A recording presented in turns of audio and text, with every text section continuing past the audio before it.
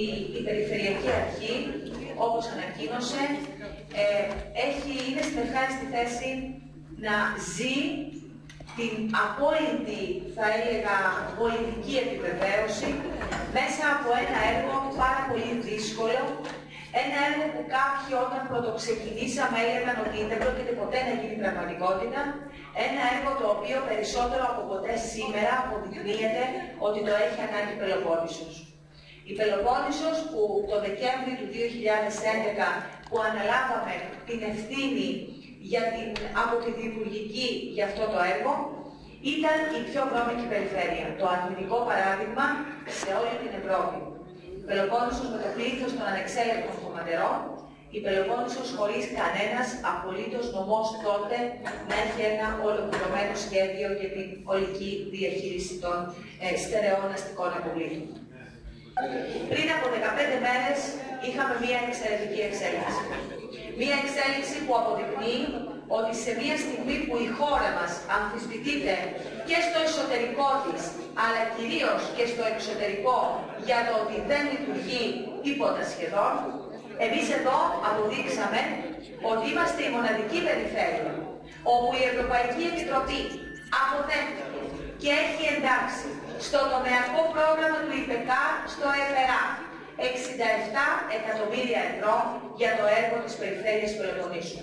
Το μοναδικό έργο που εγκρίθηκε ως basic έργο γέφυρα, έργο το οποίο θα συνεχίσει να χρηματοδοτείται δηλαδή και από τη νέα προγραμματική περίοδο από το ΣΕΣ, το οποίο ήδη έχει ξεκινήσει της περίοδου 2014-2020. Ολοκληρώνουμε λοιπόν αυτό το έργο. Είμαστε ένα βήμα πριν από το να κόψουμε το νήμα. Με την ολοκλήρωση της συνεδρίασης της επόμενης, τελειώνουν τα βήματα αρμοδιότητας της Περιφέρειας Πελοποννήσου και πλέον προχωράμε στη συμβασιοποίηση του έργου, αφού βεβαίως έχουμε την έγκριση από το Ελεκτικό Συνέδριο του Προσυμβατικού Ελέγχου.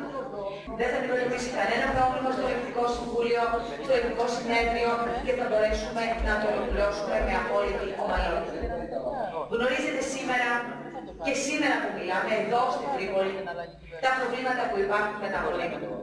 Επίσης, ξέρετε ότι για ακόμη μια φορά ο Περιφερειάρχης, σε συνεργασία πάντα με τους άλλους συναρμόδιους φορείς, που γνωρίζετε πια ποιοι είναι, γιατί έχουν και πάρα πολλές φορές εδώ, έχει κηρύξει πάλι την πόλη της Τρίπολης σε κατάσταση έκτακτης ανάγκης για να προχωρήσουν οι διαδικασίες έτσι όπως προβλέπονται από τον νόμο. Έχουμε πει πάρα πολλές φορές και το λέμε ακόμα μια φορά. Σε αυτά τα δύσκολα θέματα χρειάζεται συνεργασία, χρειάζονται συνέργειες, χρειάζεται να απαλλαγούμε από τα πολιτικά κόστα, χρειάζεται να μην κάνουμε λαϊκισμό, να μην χαιρόμαστε και να μην επιχαίρουμε έντονα όταν θεωρούμε ότι το πολιτικό κόστος πηγαίνει σε κάποιον άλλον και όχι σε εμάς. Σε αυτά τα θέματα χρειάζεται να σηκώσουμε τα μανίκια, να ελέγξουμε τα θεσμικά πλαίσια, να ετοιμάσουμε όριμους φακέλους που δεν έχουν κανένα πρόβλημα να καταθέσουμε στην Ευρωπαϊκή Επιτροπή. Άρα λοιπόν, μετά την εξέλιξη της ένταξης του έργου στο ΕΠΕΡΑ, μετά την πρόσκληση, η οποία ήδη αυτή τη στιγμή που έχει αναλυθεί για την τελευταία συνεδρίαση του Συλλογικού Οργάνου της Οικονομικής Επιτροπής για αυτό το μεγάλο έργο, θεωρούμε ότι σηματοδοτεί η αρχή του 2015 μια νέα εποχή για την Περιφέρεια Πελοποννήσου στο θέμα των απορριμμάτων. Αμέσως μετά τη συμβασιοποίηση του έργου θα τηρηθούν ημερομηνίες.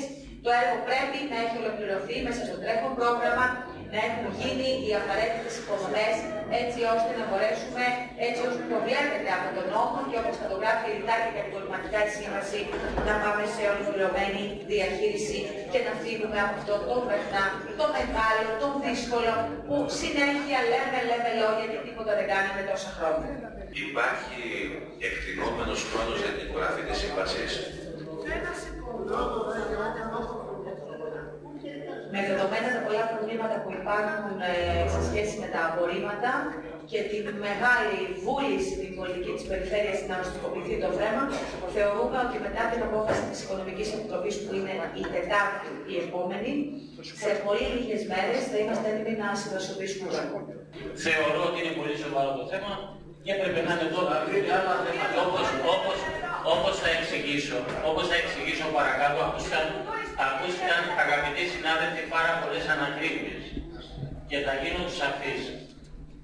Πραγματικά η περιφέρεια που ξεκίνησε το έργο το 2011 όταν ήταν η πιο βρώμικη περιφέρεια, αλλά παραμένει και το 2015 η πιο βρώμικη περιφέρεια. Και αυτό είναι ευθύνη του κυρίου Ταντούλη. Κύριε Πατσαρινό, είναι ενημέρωση το θέμα. Το ότι ο κύριος Κατσόπουλος είναι προεδρεύον και δεν είδε το θέμα όπως είναι γραμμένο δεν είναι θέμα. Το θέμα είναι ενημέρωση. Νομίζω. Μην κάνετε διάλογο. Νομίζω. Κύριε Πατσαρίνο, μιλάει ο πρόεδρος.